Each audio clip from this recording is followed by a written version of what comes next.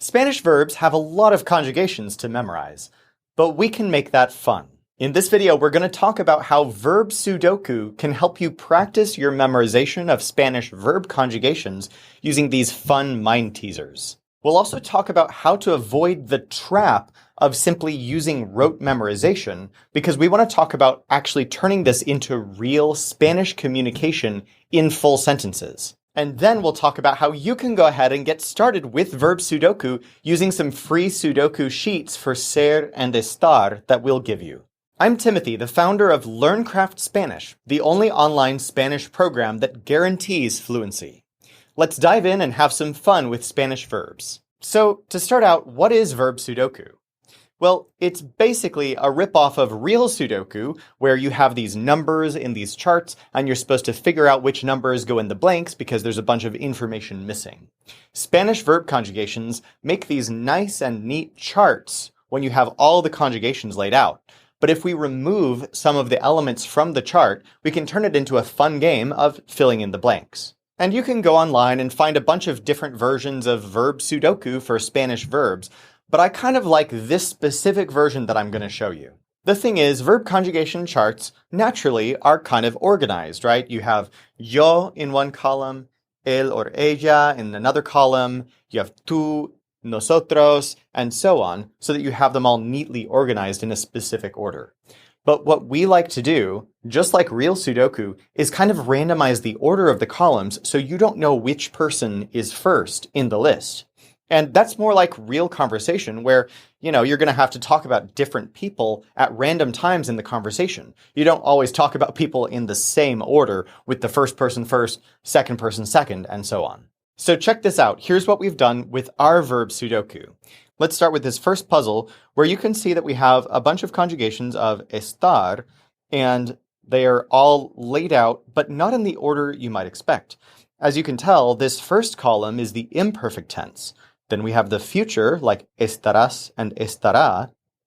We have the subjunctive present tense in the third column. We have the normal indicative present tense in the fourth column, which is the forms that most people are familiar with. Then we have the conditional, and then we have the preterite. And you can tell all of that even though some of the forms are missing. And as you can see, we've also randomized which person is in which order from top to bottom. So we have the second person informal at the top. In the second row, you can see that that's yo, because yo estuve, based on the last column there. In the third row, you can see that we have nosotros, nosotros estamos, nosotros estábamos, and so on. In the fourth row, we have the third person singular, and in the final row, we can tell that that's ellos. So it might kind of throw you off that they're all in a different order from what you maybe are used to, but I kind of like that because, again, in a real conversation, you have to retrieve random conjugations from a verb at random times. So let's go ahead and demo how that might happen when we're filling out a Sudoku chart like this. I'm going to dive in here, and let's just start with the very first blank space on the top row. We can tell that the column is the subjunctive, and this row is the second person informal, so this is going to be estés. And then let's go ahead and finish this column while we're in the estés, esté, estemos. That fourth row is the third person singular, so that's going to be esté. Moving along in the top row, we have the present tense, in that fourth column there, and we can see that that's going to be tú estás. And then sticking with the top row, in the fifth column there, we have estarías. Now, just for the purpose of kind of making the puzzle easier to solve, here's another thing you can do while looking at these puzzles.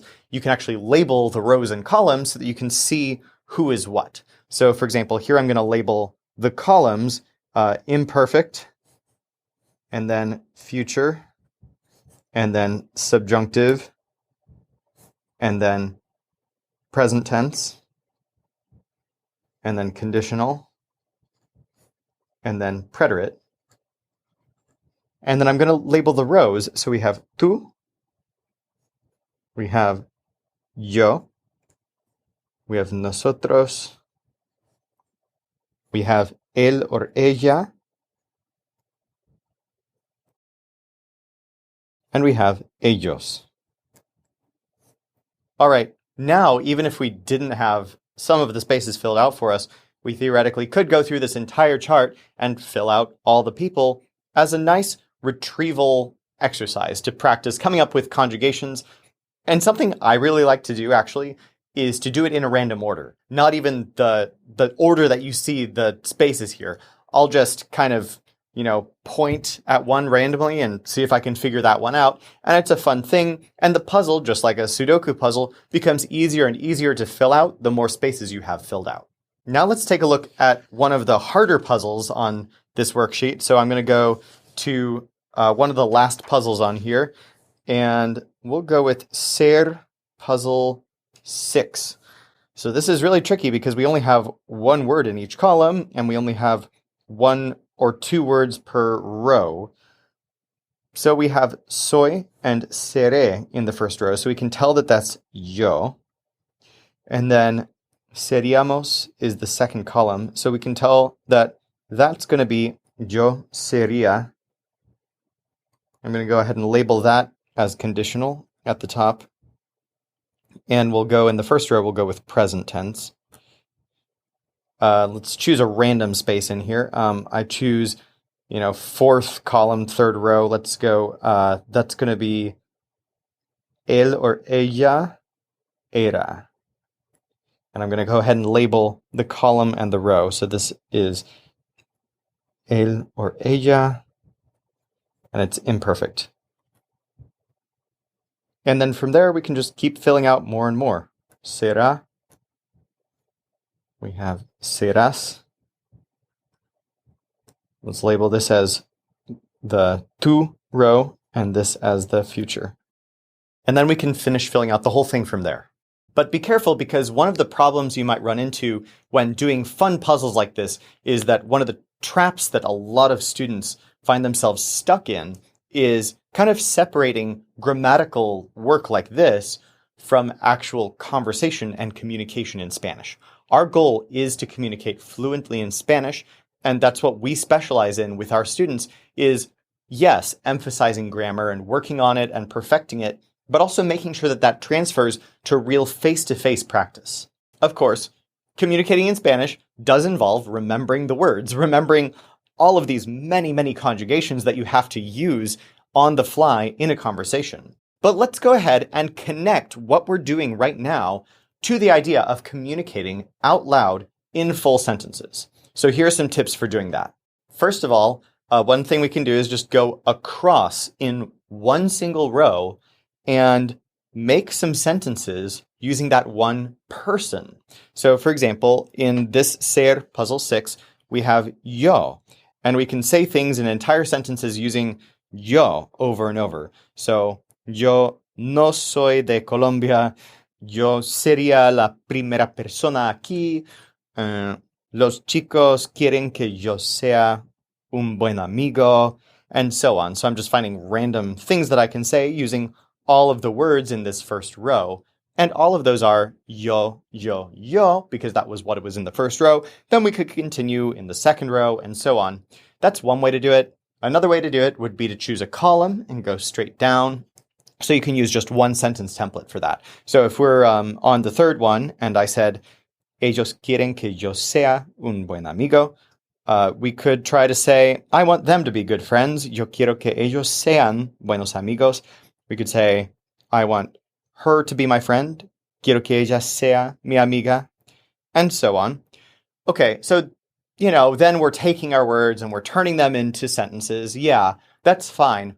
What I personally like better is actually, after doing this exercise, then to go into this chart randomly, choosing, again, just kind of randomly pointing at different words in here and creating sentences.